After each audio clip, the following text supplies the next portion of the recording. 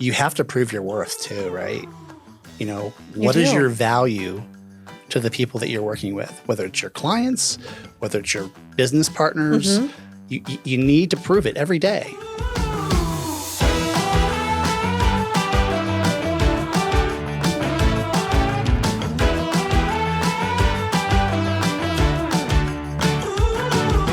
So one of the biggest myths in business is that you have to do everything all by yourself. And so today I am talking with Chris Canova from Jobs for Ohio's Graduates, and he is going to be having a conversation with me about collaboration. So Chris, thank you for being on the show today. I am so happy to be here. Thanks for asking. So you are someone who kind of leads with clarity. You build intention and you understand how to build good teams across not just your organization, but with other organizations as well. So, you've led JOG through a lot of change and growth. I'd like you to kind of talk a little bit about what JOG does. And then I kind of like you to talk about how collaboration has shown up as a non-negotiable part of your organization. Well, you're absolutely right. Collaboration is one of the keys to our success. Jobs for Ohio Graduates is operating in 10 counties now. We help young people 14 to 24 to graduate from high school, create a career path, and get them into a positive situation after graduation, either employment or additional training or college. Of late, we've gotten into serving specialized population, adjudicated youth, as well as adult populations that are more targeted towards manufacturing, career sector and our business sector. And this next year, we'll be getting into the polymer sector as well. So we're excited about what's happening within the organization. With respect to collaboration, oh man, it's a big topic. And I'll probably say this, more than just this once today, but collaboration is a word that's often used, but seldom put into play in a meaningful way. Agree. So, I'm looking forward to talking about that with you today. Yeah. So JOG works at that intersection of, education, workforce, and business. So how do you balance those moving parts while keeping your organization mission focused? Right. I think first of all, the mission needs to be first. Mm-hmm. And, what do we need as an organization to serve our clients?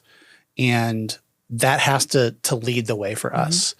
Given that, knowing your partners, knowing the people in business, knowing the people in education, et cetera, it's really important. It's critical. And what I would say is it's a two-way street. Mm-hmm. We need to know what their needs are. If we're not addressing their needs to begin with, then it is very difficult to build a relationship. It has to be mutual. One-sided relationships, as you well know, don't work for very long. No.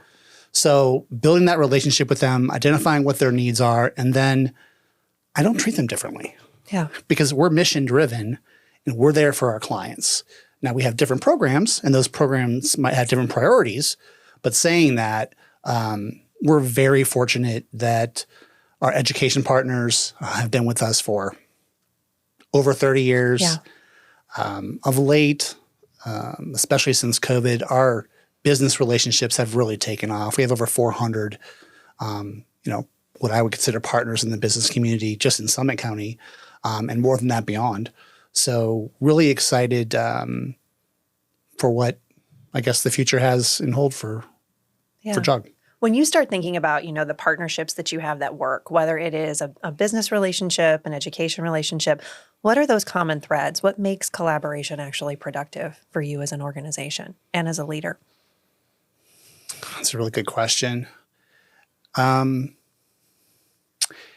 think that there are three elements that kind of drive how I operate. Mm-hmm. One is the ability and willingness to engage. Again, because we're seeking that collaboration, oftentimes they're not.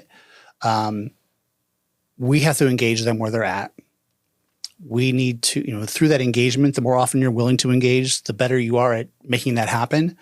That sounds simple, right? Just meeting somebody is not altogether that easy, or going to their facility, fitting them in your schedule.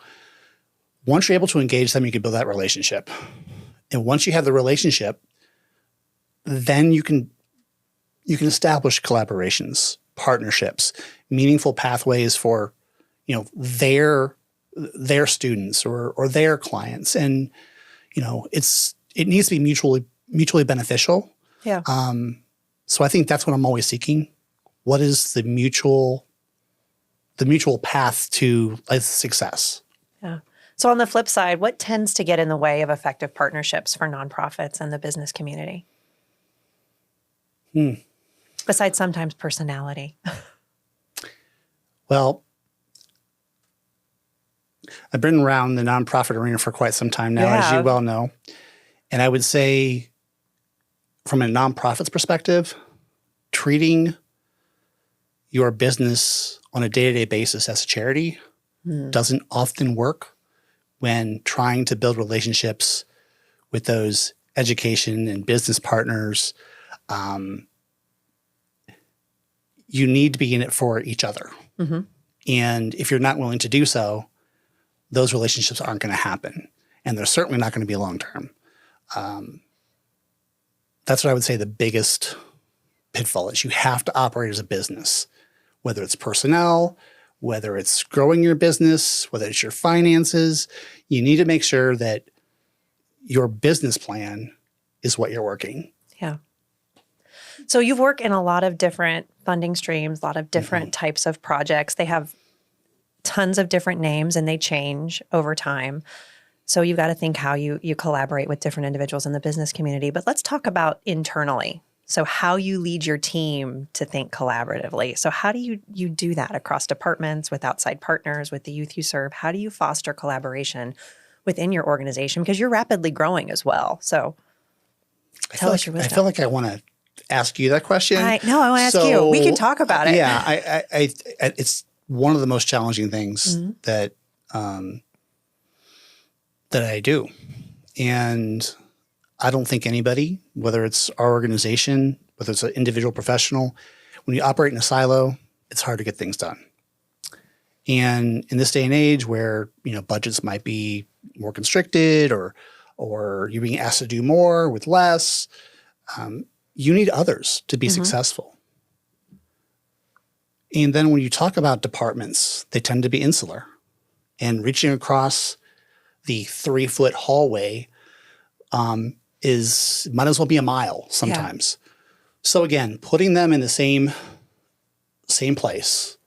And, I think it starts with me starting the discussion and then asking them for, certain outcomes that I expect. And I know that those outcomes that I place upon them are going to require both of them to be involved. So that's how I start the conversation internally. When we're talking about external relationships, I think it really varies on where we're at, what our intentions are with our clients, what do our clients need, because they drive those relationships and those collaborations. I would say this: don't be in a rush to build collaborations or to build partnerships. Summit County is a good example. Summit County Job and Family Services. Great leadership. From the top down, whether it's Eileen at the executive level or Terry running Job and Family Services and her whole team.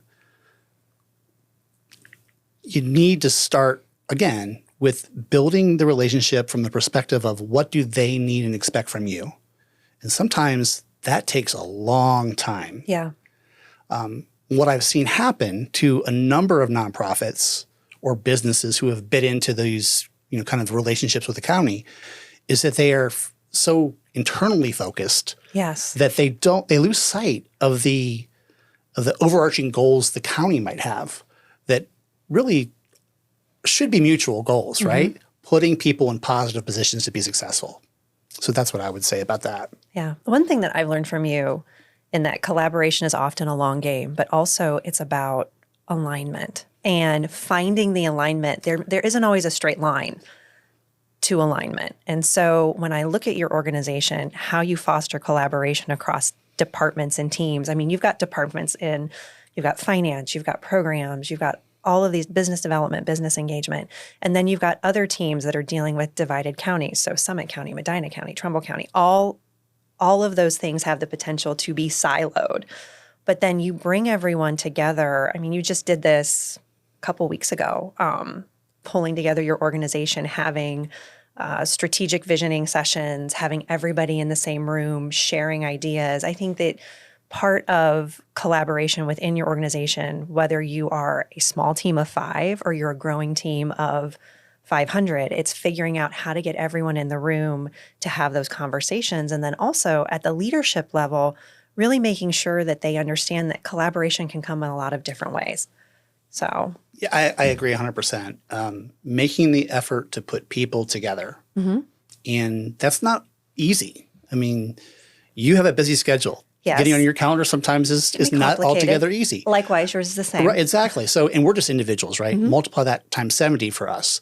And if you don't make it a priority, it's never going to happen. So whether it's more of a business type of a gathering or strategic or sometimes just fun. Yeah. And I saw that you took your group to for an outing recently. Yeah, we went to an alpaca farm. Thank you. Right. And I've heard like nothing but positive things about that from your people. So similar kind of thought process, putting people in environments where they need to communicate to one another. And again, back to relationships. If they don't have a relationship, they're just not going to talk to one another. They're not going to work together.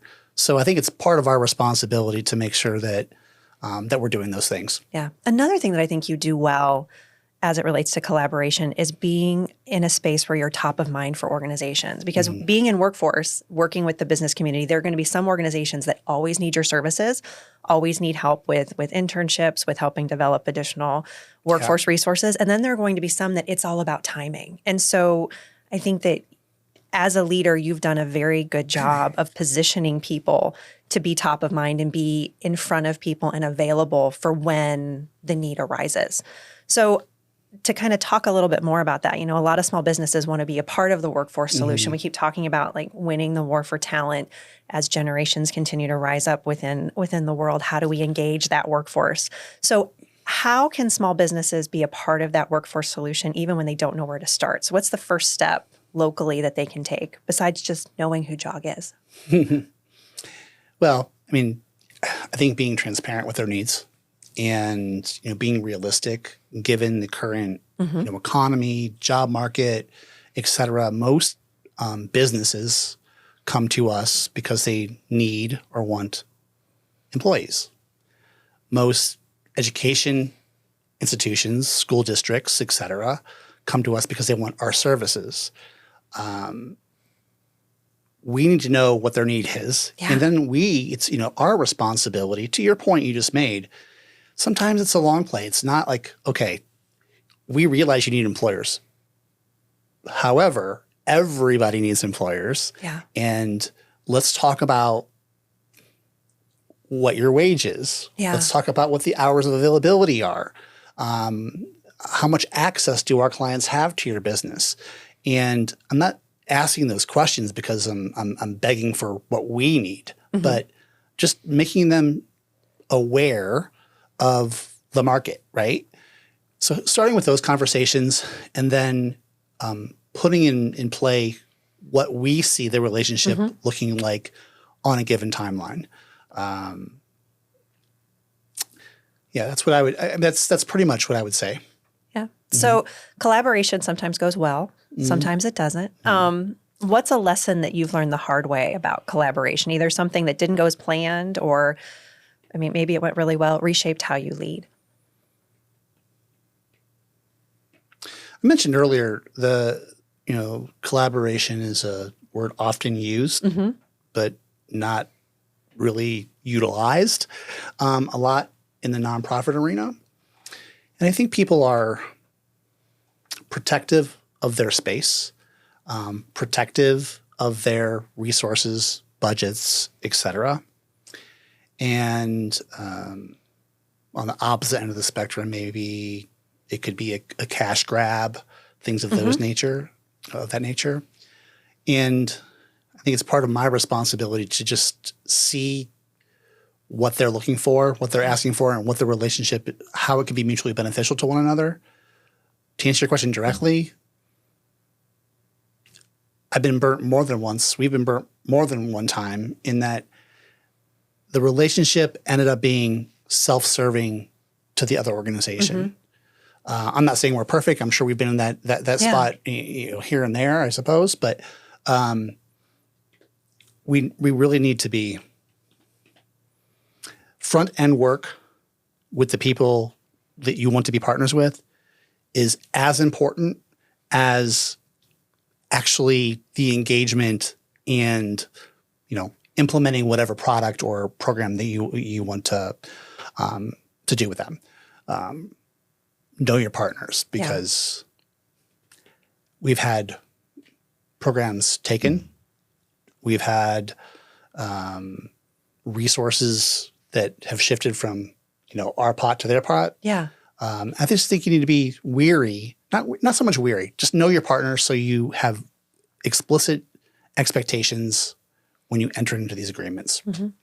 One thing I've learned from you too, as building collaboration, creating partnerships, is it can start small.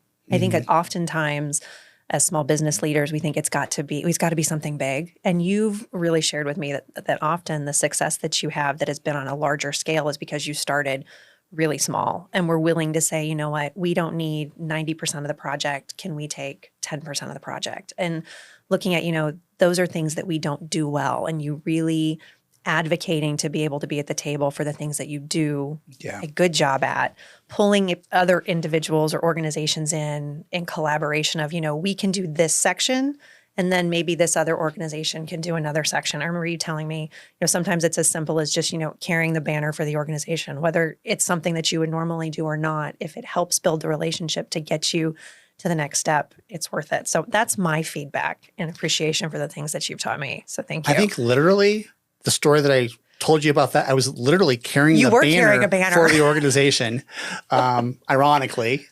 But I couldn't agree more. Our story is one that didn't happen overnight. I've been the director for, I've lost track for how many years? A long time, more than a minute. And, I think we had 8, 9 people when I started. We now have 70 full-time people. But again, over many years. Yeah. And you have to prove your worth too, right? What is your value to the people that you're working with, whether it's your clients, whether it's your business partners, you need to prove it every day. Yeah. And when it's not happening, when it's not going well, you need to be honest about that too. Yeah. And you would think that is commonplace. Yeah. What I've learned is it's not.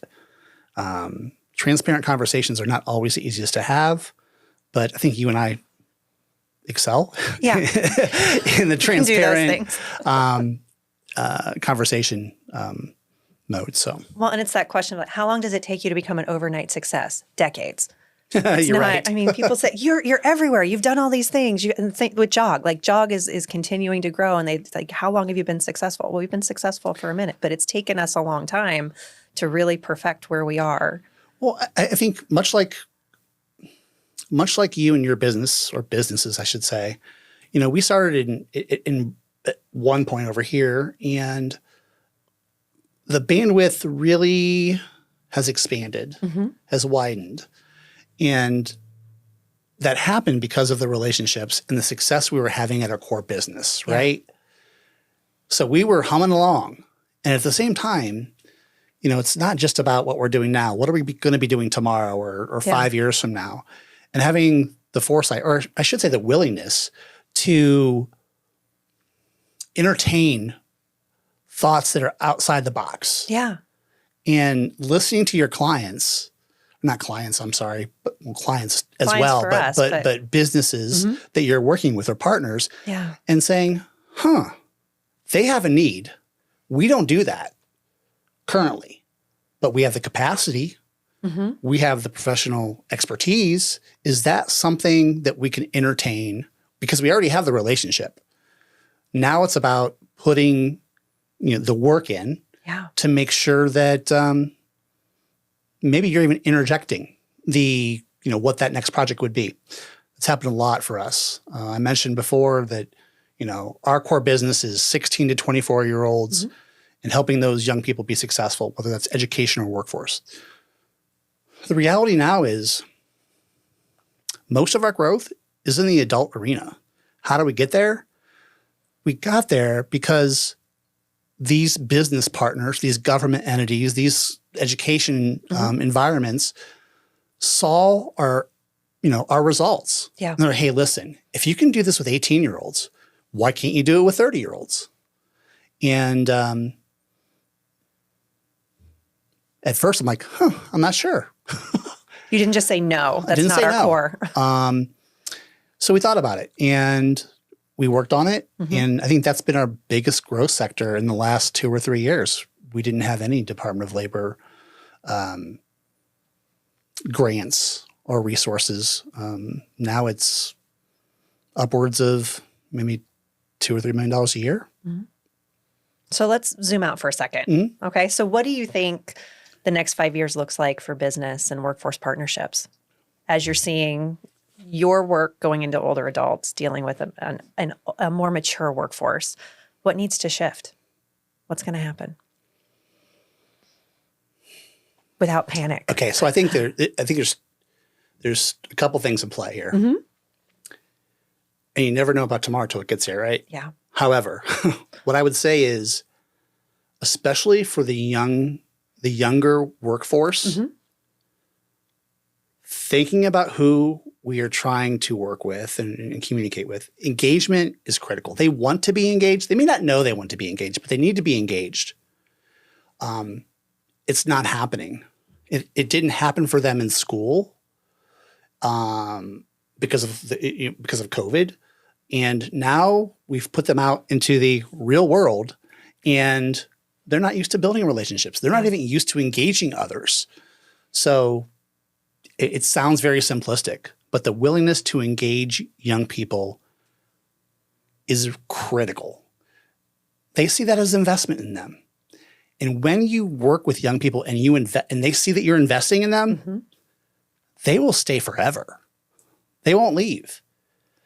Now, the sign of the opposite happening is young people leaving for a nickel an hour raise. Yeah.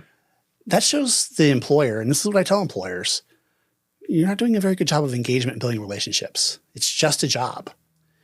And young people are looking for something more than that nowadays. With respect to the general arena, AI is real. Yeah. And it's here more than we all know. And we need to embrace it and use it as a tool to make our people more productive. And I think if we're willing to do that, they're going to view that as an investment in them.